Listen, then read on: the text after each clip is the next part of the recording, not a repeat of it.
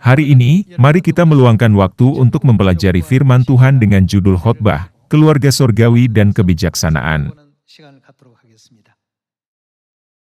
Kebijaksanaan apakah yang diberikan Tuhan kepada kita tentang keluarga sorgawi? Saudara-saudari, siapa yang memiliki kebijaksanaan terbesar? Tuhanlah yang memiliki kebijaksanaan terbesar. Namun kita bisa berkata bahwa Raja Salomo memiliki kebijaksanaan terbesar di antara orang-orang yang diberikan hikmat oleh Tuhan di bumi ini. Raja Salomo menerima hadiah yang sangat istimewa dari Tuhan, yaitu kebijaksanaan. Makanya dia tidak menggunakan kekerasan atau paksaan dalam memerintah kerajaan Israel. Dia adalah raja yang sangat bijaksana yang memerintah rakyatnya dengan kebijaksanaan. Dalam kitab Pengkhotbah, dia menjelaskan kebijaksanaan yang harus dimiliki manusia. Apakah Anda ingat apa itu? Apakah kebijaksanaan terbesar? Salomo mengalami berbagai hal untuk mendapatkan kebijaksanaan ini. Dia seorang raja yang menikmati segala sesuatu yang dikejar oleh manusia di dunia, dan memiliki segala yang diinginkan hatinya. Dia tidak menahan matanya untuk melihat apapun selama hidupnya. Meskipun begitu, apa yang disadarinya pada akhirnya?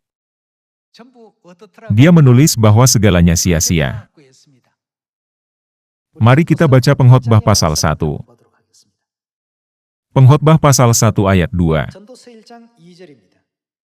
Kesia-siaan belaka, kata pengkhotbah, kesia-siaan belaka, segala sesuatu adalah sia-sia. Biasanya orang berpikir bahwa semua firman Alkitab penuh dengan harapan dan mempengaruhi orang secara positif. Namun, mengapa Salomo menggunakan ungkapan sia-sia, frasa yang terdengar negatif? Saudara-saudari, kalau kita tidak mencari Tuhan, tidak bertemu Tuhan, dan tidak mendapatkan pengampunan dosa selama hidup kita akan menjadi apa? Kalau kita tidak mendapatkan keselamatan, hidup kita menjadi sia-sia. Inilah yang ditunjukkan Salomo dalam ayat ini. Kesia-siaan belaka, segala sesuatu adalah sia-sia. Ayat 3.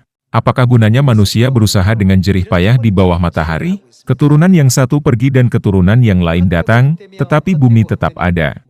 Matahari terbit, matahari terbenam, lalu terburu-buru menuju tempat ia terbit kembali. Angin bertiup ke selatan, lalu berputar ke utara, terus-menerus ia berputar, dan dalam putarannya angin itu kembali. Semua sungai mengalir ke laut, tetapi laut tidak juga menjadi penuh. Kemana sungai mengalir, ke situ sungai mengalir selalu. Segala sesuatu menjemukan, sehingga tak terkatakan oleh manusia, mata tidak kenyang melihat, telinga tidak puas mendengar. Apa yang pernah ada akan ada lagi, dan apa yang pernah dibuat akan dibuat lagi, tak ada sesuatu yang baru di bawah matahari. Adakah sesuatu yang dapat dikatakan, lihatlah, ini baru? Tetapi itu sudah ada dulu, lama sebelum kita ada. Kenang-kenangan dari masa lampau tidak ada, dan dari masa depan yang masih akan datang pun tidak akan ada kenang-kenangan pada mereka yang hidup sesudahnya. Aku, pengkhotbah, adalah raja atas Israel di Yerusalem. Aku membulatkan hatiku untuk memeriksa dan menyelidiki dengan hikmat segala yang terjadi di bawah langit. Itu pekerjaan yang menyusahkan yang diberikan Allah kepada anak-anak manusia untuk melelahkan diri. Aku telah melihat segala perbuatan yang dilakukan orang di bawah matahari, tetapi lihatlah, segala sesuatu adalah kesia-siaan dan usaha menjaring angin. Yang bongkok tak dapat diluruskan, dan yang tidak ada tak dapat dihitung. Aku berkata dalam hati, lihatlah, aku telah memperbesar dan menambah hikmat lebih daripada semua orang yang memerintah atas Yerusalem sebelum aku, dan hatiku telah memperoleh banyak hikmat dan pengetahuan. Aku telah membulatkan hatiku untuk memahami hikmat dan pengetahuan, kebodohan dan kebebalan. Tetapi aku menyadari bahwa hal ini pun adalah usaha menjaring angin. Karena di dalam banyak hikmat ada banyak susah hati, dan siapa memperbanyak pengetahuan, memperbanyak kesedihan. Dalam Pengkhotbah pasal 1-12, ia mengungkapkan semua hal yang menyangkut kehidupan manusia. Apa kesimpulannya? Dia menulis bahwa manusia serakah untuk hal-hal yang tidak berarti. Mereka bertengkar satu sama lain, berkelahi satu sama lain, dan bahkan menyakiti orang lain untuk keuntungan mereka sendiri. Namun, pada akhirnya, semuanya tidak ada artinya seperti mengejar angin. Itulah sebabnya ungkapan pertamanya adalah, kesia-siaan belaka, segala sesuatu adalah sia-sia.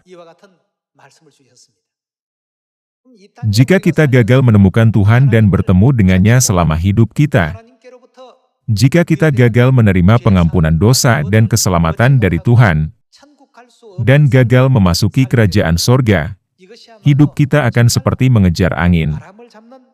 Itu tidak akan berarti. Seiring berjalannya waktu, dia menyadari bahwa dia tidak bisa menemukan makna hidup lagi. Dia bertanya-tanya, kenapa aku hidup seperti itu? Itu sebabnya dia bertemu banyak orang bijak. Dia berbicara dengan orang-orang yang dikenal karena kebijaksanaan dan pengetahuan mereka. Meskipun dia membulatkan hatinya untuk memahami hikmat, pengetahuan, kebodohan, kebebalan, dan kegembiraan, dia tidak bisa mencari hikmat sejati dan kebijaksanaan abadi yang dicarinya.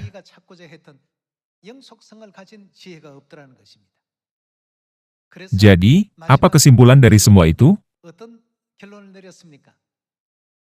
Takutlah akan Tuhan. Selain itu, apa yang harus kita lakukan? Berpeganglah pada perintah-perintahnya. Dengan kata lain, taatilah perintah-perintahnya. Inilah kebijaksanaan terbesar yang harus dimiliki manusia, yang ingin diberitahukannya kepada semua orang. Semua anggota keluarga surgawi harus memiliki kebijaksanaan ini. Tuhan adalah sumber hikmat, sumber pengetahuan, dan sumber kasih. Oleh karena itu, hari ini, sambil memikirkan anggota-anggota keluarga rohani kita, melalui Alkitab mari kita memahami alasan mengapa Tuhan ingin memberi kita hikmat ini. Silakan buka Pengkhotbah pasal 12. Mari kita baca pasal 12 ayat 11. Kata-kata orang berhikmat seperti kusa dan kumpulan-kumpulannya seperti paku-paku yang tertancap, diberikan oleh satu gembala. Lagi pula, anakku, waspadalah. Membuat banyak buku tak akan ada akhirnya, dan banyak belajar melelahkan badan. Ayat 13. Akhir kata dari segala yang didengar ialah, takutlah akan Allah dan berpeganglah pada perintah-perintahnya, karena ini adalah kewajiban setiap orang. Karena Allah akan membawa setiap perbuatan ke pengadilan yang berlaku atas segala sesuatu yang tersembunyi, entah itu baik, entah itu jahat.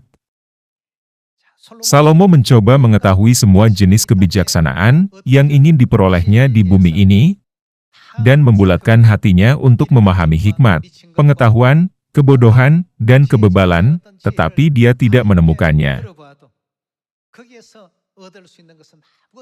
Semuanya bersifat sementara, cepat berlalu, dan sesaat. Saudara-saudari, masa hidup kita sangat pendek. Karena itu, hidup kita sering diibaratkan seperti setetes embun di ujung daun. Saat matahari terbit, setetes embun menghilang dengan sangat cepat. Itulah sebabnya, masa hidup kita digambarkan sebagai setetes embun di ujung daun.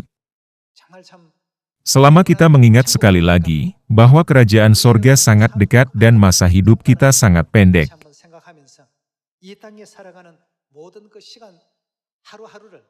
mari kita menggunakan setiap hari dan setiap jam dalam masa hidup kita di bumi ini, untuk membentuk hubungan baik dengan Tuhan. Apakah kebijaksanaan sejati dan yang abadi? Itu adalah takut akan Tuhan dan mematuhi perintah-perintahnya. Mematuhi perintahnya berarti menaati perintahnya. Orang yang telah memperoleh hikmat sejati, tahu cara menaati perintah Tuhan dan mengikutinya. Mari kita pikirkan dalam konteks ini. Ketika Rasul Yohanes menerima penglihatan, dia melihat orang-orang yang akan diselamatkan dan mereka mengikuti anak domba kemana saja ia pergi. Dalam penglihatan itu, mereka selalu mengikuti anak domba, walaupun dia pergi ke tanah tandus atau ke tanah subur, dan pergi ke dunia yang mewah atau ke dunia yang miskin. Mereka tidak mempedulikan hal-hal seperti itu. Orang seperti itu adalah orang yang sungguh-sungguh memiliki kebijaksanaan sejati. Tuhan ingin anggota-anggota keluarga sorgawi memiliki kebijaksanaan. Kalau begitu, bagaimana caranya kita bisa menjadi anak-anak sorgawi yang bijaksana? Anak-anak yang takut akan Tuhan dan menaati perintah-perintahnya, akan benar-benar diberkati di kerajaan sorga, bukan? Tolong buka Ulangan pasal 28. Mari kita baca Ulangan pasal 28 ayat 1. Jika engkau baik-baik mendengarkan suara Tuhan, Allahmu, dan melakukan dengan setia segala perintahnya yang kusampaikan kepadamu pada hari ini, maka Tuhan, Allahmu, akan melakukan apa terhadap kita? Jika kita mengikuti semua perintahnya, dengan kata lain, jika kita menaati segala firman-Nya, Tuhan akan mengangkat kita di atas segala bangsa di bumi. Ayat 2. Segala berkat ini akan datang kepada siapa? Akan datang kepadamu dan menjadi bagianmu. Karena Tuhan telah menjanjikan berkat kepada kita, Dia tidak akan memberikan kecelakaan kepada kita. Segala berkat ini akan datang kepadamu dan menjadi bagianmu, jika engkau mendengarkan suara Tuhan, Allahmu. Sudah tertulis bahwa Tuhan akan selalu memberikan berkat ini kepada kita tanpa peduli tempat, waktu, dan keadaan. Diberkatilah engkau di ladang.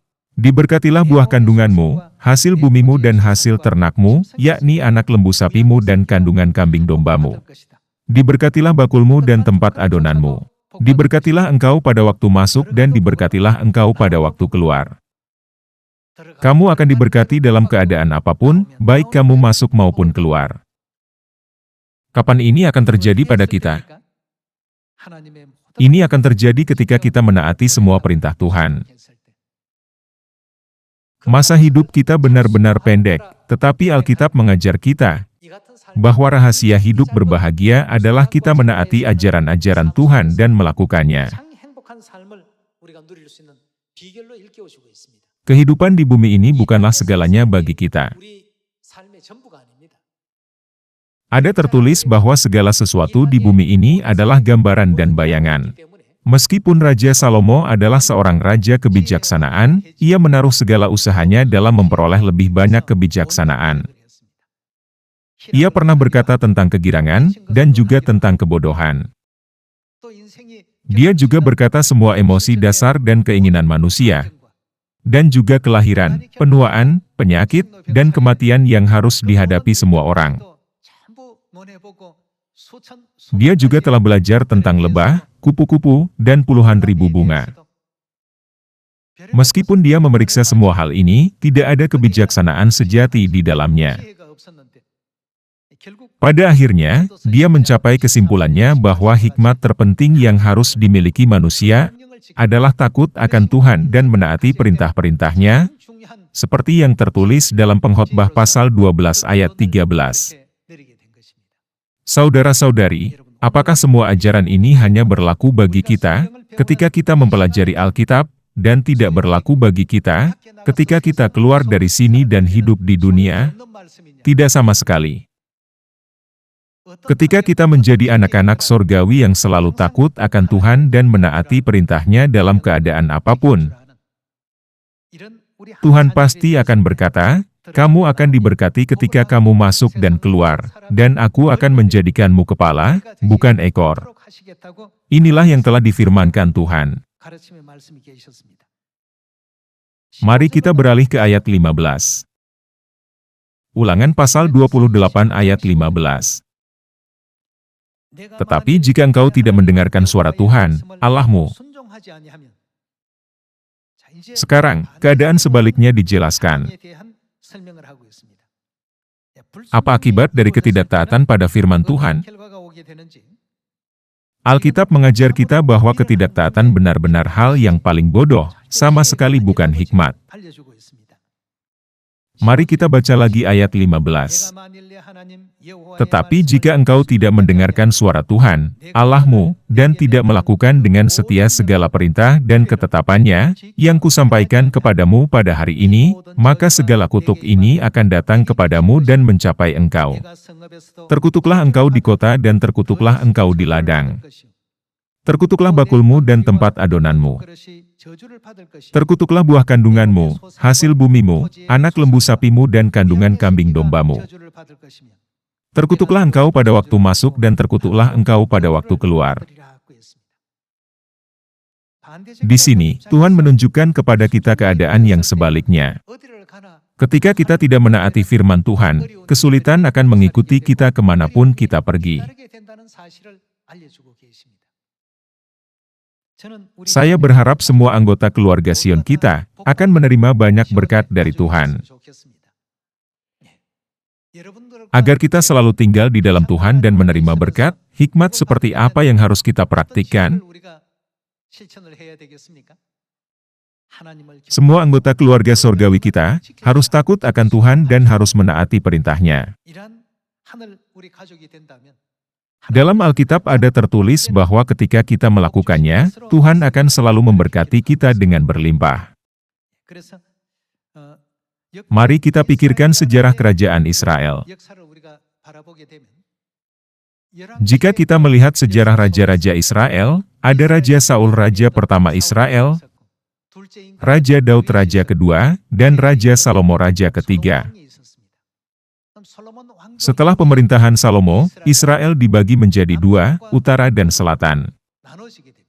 Kerajaan itu terbagi. Nama kerajaan di utara adalah Israel, dan nama kerajaan di selatan adalah Yehuda. Kerajaan itu dibagi menjadi dua, yaitu kerajaan Yehuda dan kerajaan Israel. Kerajaan Yehuda berlangsung selama pemerintahan Raja ke-20, setelah Raja Rehabeam. Kerajaan Israel di utara dimulai dengan Raja Yerobeam, dan berlangsung sampai pemerintahan Raja ke-19. Dalam sejarah kedua kerajaan tersebut, kita bisa menemukan beberapa raja yang baik di Yehuda Selatan yang mematuhi ketetapan, peraturan, dan hukum Tuhan sampai batas tertentu. Akan tetapi, di Israel Utara, sejak zaman Raja Yerobeam hingga Raja ke-19, tidak ada satu raja pun yang berkenan di hati Tuhan. Jadi, kita mungkin bisa bertanya, mengapa Tuhan mengizinkan sejarah raja-raja itu ditulis dalam Alkitab? Jika kita kembali ke kerajaan sorga, Tuhan akan menjadikan kita imamat yang rajani.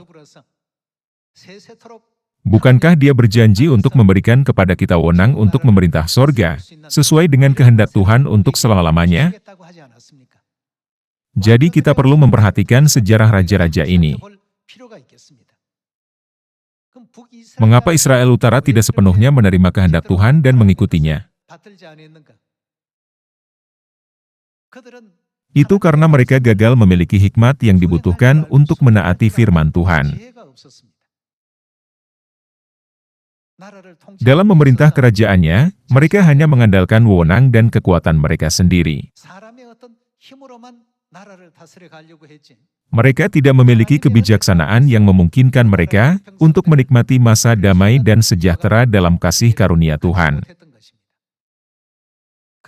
Namun, dalam kasus Yehuda Selatan, ada raja-raja seperti Hizkia dan Yosia.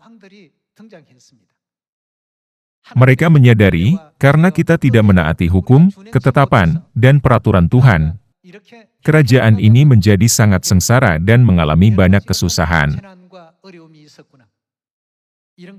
Kemudian, baik Raja Hizkia maupun Raja Yosia merayakan Paskah dengan kudus. Mereka membuat keputusan. Kerajaan ini harus mematuhi hukum, ketetapan, dan peraturan Tuhan. Aku harus membuat kerajaan ini menuruti kehendak Tuhan. Dengan cara ini, mereka menerima banyak berkat dari Tuhan. Kita bisa melihat sejarah itu pada masa raja-raja tersebut. Semua raja yang menaati ajaran Tuhan, diakui sebagai raja yang baik, dan mendapat berkat dari Tuhan. Sebaliknya, raja-raja Israel Utara tidak menaati ajaran Tuhan, sehingga mereka selalu terjerat dalam penyembahan berhala seperti penyembahan Baal, dan jauh dari Tuhan. Jika kita juga selalu tinggal di dalam Tuhan, menaati hukum, ketetapan, dan peraturan Tuhan, dan hidup dalam firman Tuhan, sambil memuliakan Tuhan selama hidup kita, maka kehidupan rohani dan jasmani kita akan menjadi sejahtera. Bukankah begitu? Janganlah berpaling dari hikmat yang telah diberikan Tuhan kepada kita. Sebaliknya, kita harus menaati ajaran Tuhan dan mengikutinya kemanapun Dia pergi, supaya kita bisa diberkati. Dalam keluarga jasmani kita juga, ketika kita mendengarkan kata-kata orang tua kita, hal-hal baik datang kepada kita. Sama halnya dengan keluarga rohani. Mengenai keluarga rohani, Salomo berkata, bahwa mengikuti perintah Tuhan dengan ketaatan mutlak, adalah kebijaksanaan terbesar yang harus dimiliki umat manusia. Dia berkata kepada kita, ini adalah kewajiban semua manusia. Agar anggota-anggota keluarga sorgawi menerima banyak kasih karunia Tuhan, dan memasuki kerajaan sorga dengan selamat, berkat Tuhan sangat penting.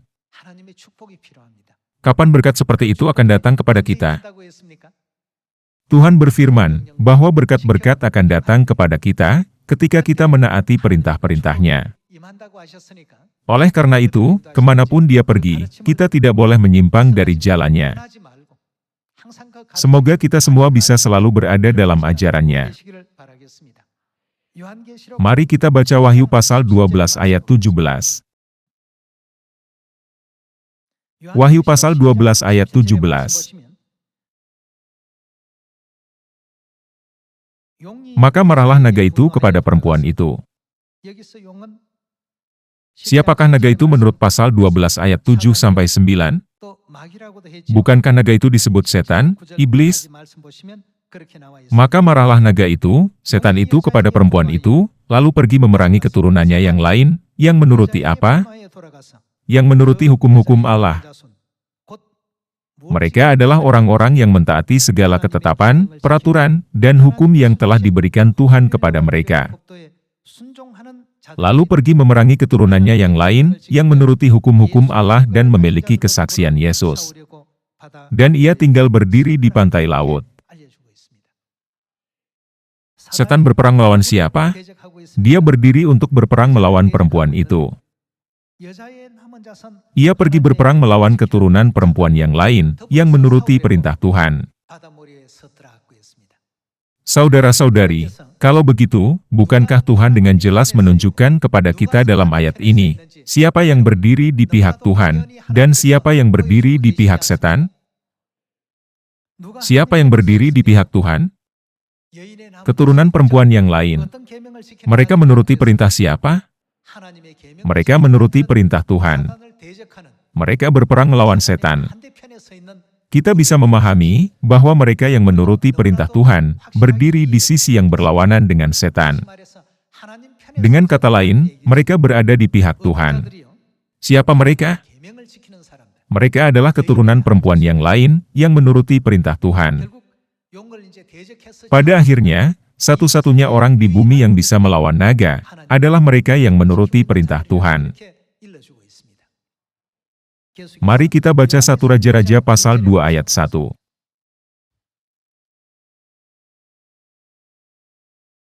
Ketika saat kematian Daud mendekat, ia berpesan kepada Salomo, anaknya, "Aku ini akan menempuh jalan segala yang fana, maka kuatkanlah hatimu dan berlakulah seperti laki-laki. Lakukanlah kewajibanmu dengan setia terhadap Tuhan, Allahmu, dengan hidup menurut jalan yang ditunjukkannya, dan dengan tetap melakukan apa? Mengikuti segala ketetapan, perintah, peraturan dan ketentuannya, seperti yang tertulis dalam hukum Musa." Daud berkata kepada anaknya Salomo, "Karena aku hidup sampai hari ini, hal terbaik adalah mematuhi perintah Tuhan. Kamu harus tetap melakukan perintahnya. Supaya engkau apa? supaya engkau beruntung dalam segala yang kau lakukan dan dalam segala yang kau tuju. Ada firman Tuhan dalam Alkitab, "Aku menunjukkan kasih setia kepada beribu-ribu orang, yaitu mereka yang mengasihi aku dan yang berpegang pada perintah-perintahku."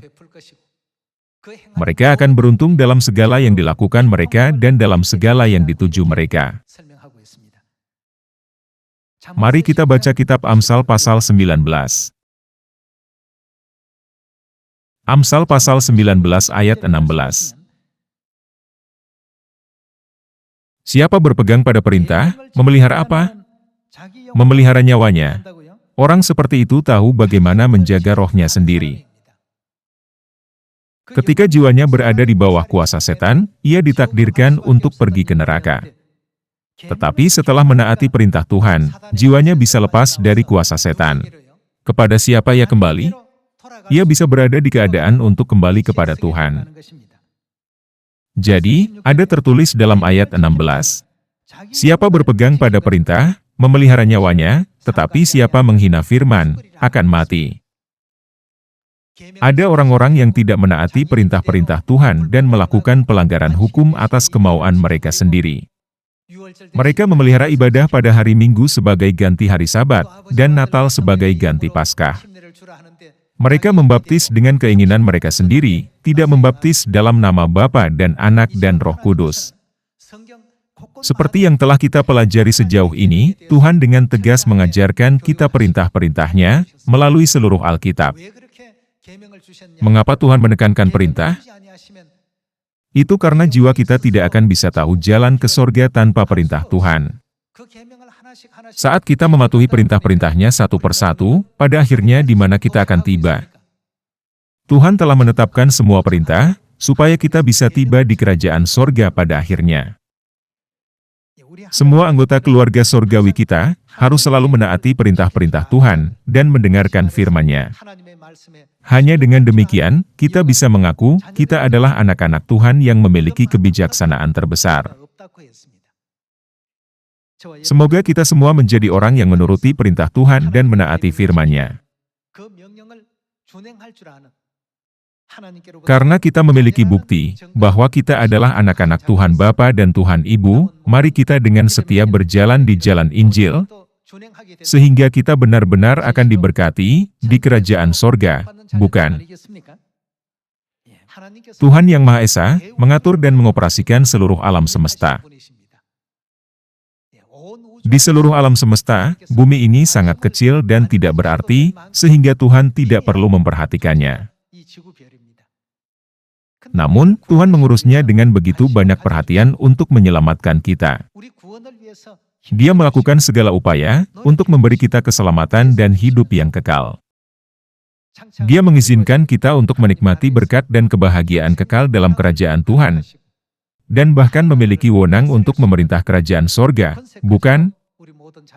Saya berharap tidak seorang pun dari kita yang akan berpaling dari jalan iman ini. Semua saudara-saudari, kita adalah umat sorgawi. Jadi kita perlu bertanya pada diri sendiri, apakah kita akan hidup untuk hal-hal duniawi yang sementara, atau untuk hal-hal yang abadi? Hari ini, mari kita mengukirnya di hati kita sekali lagi, agar kita bisa menjadi orang yang rajin berlari, menuju kerajaan sorga dan keabadian. Dengan ini, saya akan menutup khotbah hari ini. Terima kasih.